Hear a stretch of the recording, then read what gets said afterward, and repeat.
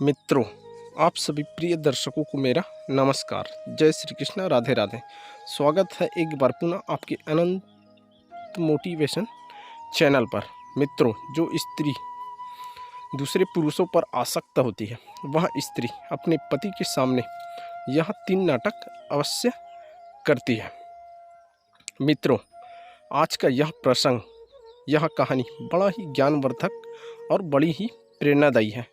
मित्रों, चरित्रहीन स्त्री के लिए और बच्चलन स्त्री के लिए अपना धर्म, अपना कर्म और अपने लोग हमेशा से ही पराये होते हैं। जो स्त्री अपने परिवार को, अपने लोगों को और अपने धर्म को नहीं मानती, वह सदैव ही बच्चलन होती है। मित्रों, इसी तरह आज हम आपको बात करने वाले हैं कि जो स्त्री पर पुरुष में आसक्त रहती है, वह स्त्री अपने पति के सामने कौन सा 3 नाटक करती है। मित्रों, आपसे निवेदन है कि इस प्रसंग को अंत तक अवश्य देखिएगा, अंत तक इस प्रसंग के साथ अवश्य बना रहिएगा। मित्रों, यह वीडियो बड़ा ही ज्ञानवर्धक है। तो चलिए मित्रों, आज का यह ज्ञानवर्धक प्रसंग को शुरू करते हैं। मित्रों, कहते हैं कि प्रेम के भीतर कभी उम्र नहीं छिपी होती। कहते हैं कि जो सच्चे प्यार करने वाले होते हैं, बिना उम्र का लिहाज करते हुए और न ही धर्म और न ही अपनों का लिहाज करते हैं। मित्रों, इसी तरह एक बार की बात है, एक नगर में एक बहुत ही धनी और विद्वान सेठ रहता था। मित्रों, वह सेठ 50 वर्ष की आयु यानी आधा उम्र बिता चुका था। वह वृद्ध हो चुका था, अपने जीवन की आधी आयु को वह जी चुका था। इस उम्र में भी उस सेठ का विवाह नहीं हुआ था, परंतु सेठ चाहता तो अपने बेशुमार धन दौलत की वजह से कहीं से भी विवाह कर सकता था।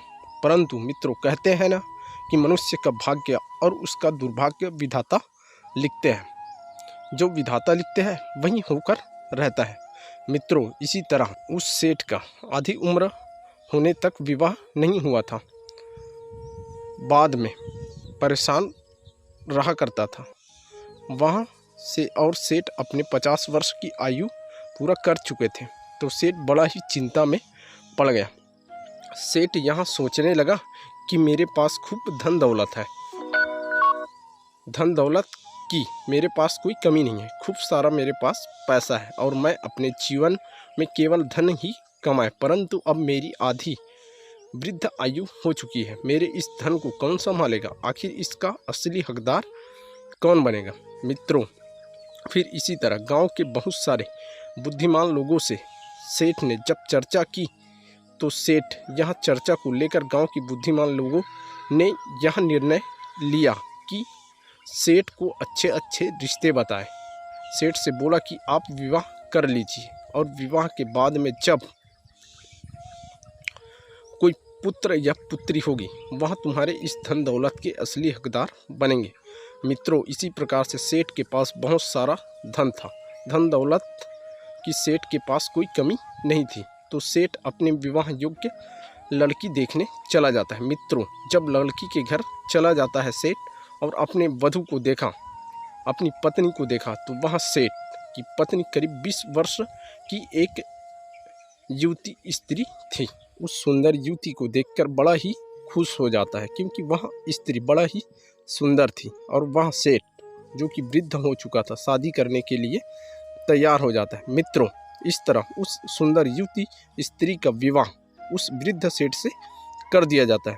प्रिय मित्रों, उसके बाद में जब वह युवती लड़की विवाह करके घर ले आता है, जब वह सेठ अपनी पत्नी को अपने घर लेकर आता है, तो दूसरे दिन ही सेठ अपनी पत्नी को अपने घर की सारी जिम्मेदारी सौंप देता है। मित्रों, जब रात्रि के समय होता था और सेठ अपने पत्नी के साथ आलिंगन करना चाहता था, तो उसकी पत्नी उसे अपने आसपास भी भटकने नहीं देती थी, क्योंकि वह सेठ बहुत ही वृद्ध और दुरुस्त हो चुका था।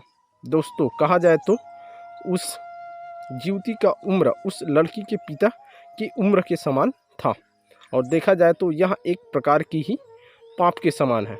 मित्रों, उसके बाद भी जब सेठ की वृद्ध आयु को देख तो वह स्त्री उसके साथ संबंध बनाना नहीं चाहती और पास ही के एक सेठ के लड़के से प्रेम करने लगती है। उसके बाद भी वह स्त्री उस वृद्ध सेठ को अपने आसपास भी आने नहीं देती थी और अपने हाथ को भी नहीं छूने देती थी। और जैसे ही सेठ रात्रि का समय होता था और सो जाता था तो वह अपने पति वृद्ध सेठ से झूठ बोलकर उस सेठ के लड़के से मिलने चली जाती थी। मित्रों, इसी तरह काफ़ी दिनों तक चलता रहा, क्योंकि सेठ ने भी अपने पत्नी को कुछ नहीं कहा, क्योंकि वह अपनी पत्नी को खोना नहीं चाहता था। सेठ बार बार यह चीज़ सोचता था कि मेरी आधी आयु बीतने के बाद मेरी शादी हुई है, अगर यहाँ भी कहीं मुझे छोड़कर चली गई तो लोग बातें बनाएंगे, लोग मुझे जीने नहीं देंगे, लोग मुझे ताने मार मार कर ही मार डालेंगे। लोग कहेंगे कि खूब धन कमाया, खूब नाम कमाया, परंतु संतान नहीं कमा पाया। मित्रों, इसी तरह सेठ से कुछ नहीं कहता और सेठ की पत्नी रोजाना नए नए वस्त्र खरीदकर सेठ के पैसे को उड़ाया करती थी।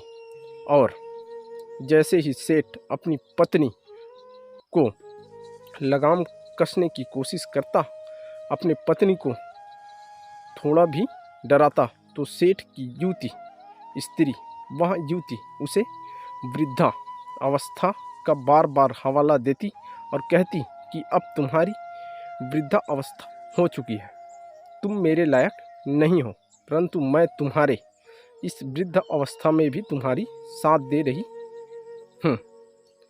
यही बहुत बड़ी बात है। मित्र, उसके बाद भी सेठ अपने पत्नी से बहुत परेशान हो चुका था।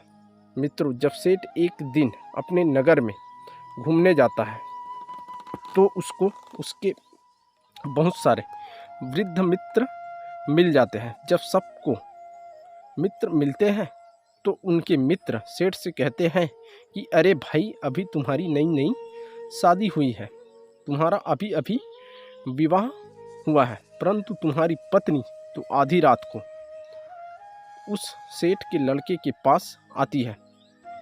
तो भाई, आखिर ऐसा क्यों हो रहा है? प्रिय मित्रों, यह बात सेठ सुनकर वहाँ से तुरंत उठकर चला जाता है और वहाँ तनिक देर भी वहाँ नहीं रुकता। सेठ अपने मित्रों की बातों को एक ताने के ही समान मानता है।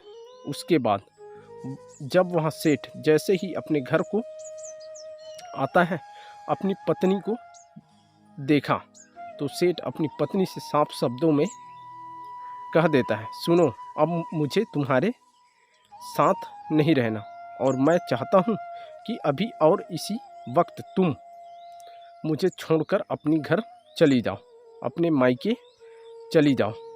मैं पहले जैसे था मैं वैसे ही अब रह लूँगा।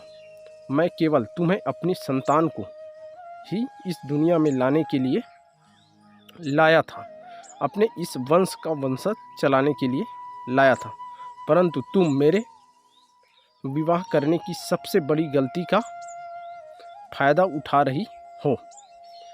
प्रिय मित्रों, उसके बाद वह से अपने पत्नी को अपने घर से भेज देता है और अपनी सारी जमीन जायदाद और अपने सारे धन को गरीबों में बांट देता है और फिर वह सादा जीवन व्यतीत करने लगता है और भगवान की भक्ति में लग जाता है। मित्रों, अब बात करते हैं कि जब स्त्री गैर मर्दों के साथ आसक्त करती है, गैर मर्दों के साथ संबंध बनाती है, तो अपने पति के सामने और अपने परिवार के सामने कौन सा 3 नाटक करती है। मित्रों, पहला, जो स्त्री दूसरे पुरुष में आसक्त होती है वह अपने प्रेमी को अपने घर वालों या अपने पति के सामने उस पुरुष को अपना भाई या कोई सगे संबंधी बनाकर पेश करती है, क्योंकि वह केवल अपने प्रेमी के बारे में ही सोचती है, वह अपने धर्म के बारे में नहीं सोचती।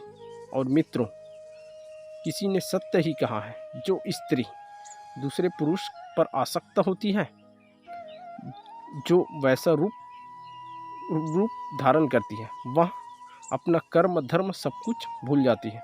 और दूसरा वह है जो स्त्री पुरुष में आसक्त होती है, वह बार बार अपने घर से जाने का नाटक करती रहती है, अपने पति को, अपने परिवार को, अपने कुटुंब को झूठ बोल देती है। जो स्त्री पर पुरुष पर आसक्त होती है, वह अपने परिवार को, अपने पति को बार बार नीचा दिखाने की कोशिश करती है, उन्हें बार बार उनके कमजोरी का हवाला देती रहती है, जिससे वह अपने मन से और भीतर से बीमार हो जाती है और अपनी इस लाचारी को घेर लेती है। तो मित्रों, जो स्त्री पर पुरुष में आसक्त होती है, वह 3 नाटक अवश्य ही करती है।